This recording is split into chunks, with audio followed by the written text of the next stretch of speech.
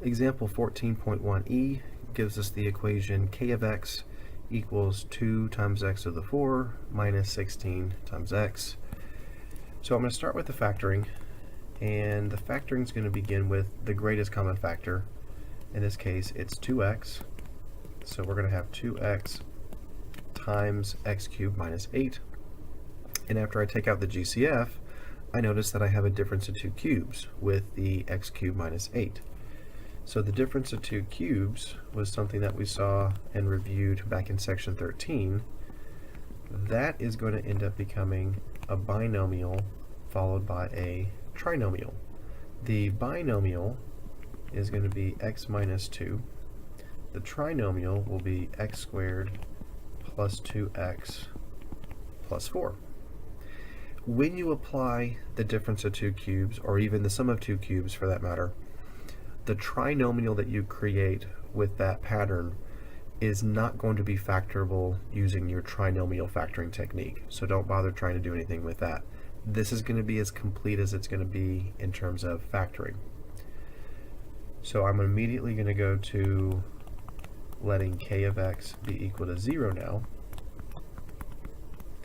in which case I have a couple of factors, or 3 factors rather, that I can work with. I have x equal to 0, or x minus 2 is equal to 0, or even x squared plus 2x plus 4 is equal to 0. The first equation just says x is going to be 0. That's done. Second equation says x is going to be equal to 2. Now the third equation has a quadratic expression equal to 0. So this is a perfect situation for us to use the quadratic formula. So the quadratic formula is going to take negative b plus or minus the square root of b squared minus 4 times a times c, all divided by 2 times a. So if we simplify this correctly, we should be able to get the 2 zeros that come from x squared plus 2x plus 4, and that will accompany the other 2 zeros that we already have with 2 and 0. So let's start working on it. We're going to need to first look at what's going on underneath the square root.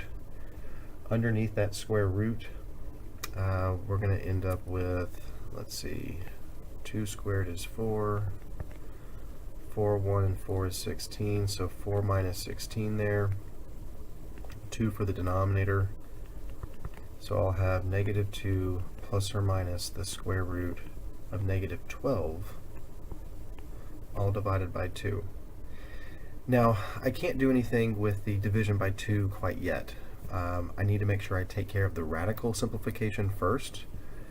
So over here on the side, I want to look at the square root of negative 12. Using the same technique that we did earlier in this, I think it was example 14.1b, we can make this the square root of negative 1 times 12, which is equivalent to the square root of negative 1 times the square root of 12. So this is just going to be I times the square root of 12. But the square root of 12 will simplify itself. 12 is the same as saying 4 times 3. And I realize that there are other ways to create 12. You could do 6 times 2, but neither 6 nor 2 is a perfect square like 4 is. So you always want to try to rewrite the value under the radical in such a way that you can have the largest possible perfect square. So this would be I times the square root of 4 times the square root of 3. So we would typically write this as 2 times I times the square root of 3. So that's what I'm going to use in place of the square root of negative 12. So this will be x equals negative 2 plus or minus 2i square roots of 3, all divided by 2. So when I look at this, I see that I have two things being divided by 2. There is negative 2 as well as 2i square roots of 3. And each one of those could be divided by 2. And since they can, I will go ahead and do so. Now you can't do one without the other. If I'm going to divide one of them by 2, I have to divide both of them.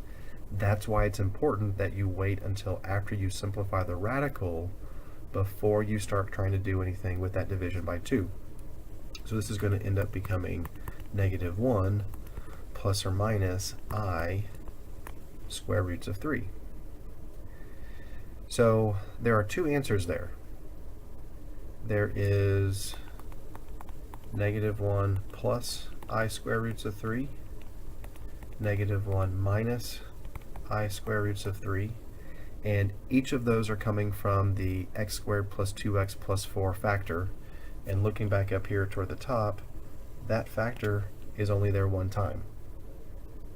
So each of these zeros are multiplicity 1, and the other zeros that we had already calculated were also just going to be a multiplicity of 1. So I'm going to put comma 0, comma 2, and I'll say that these have multiplicity of 1.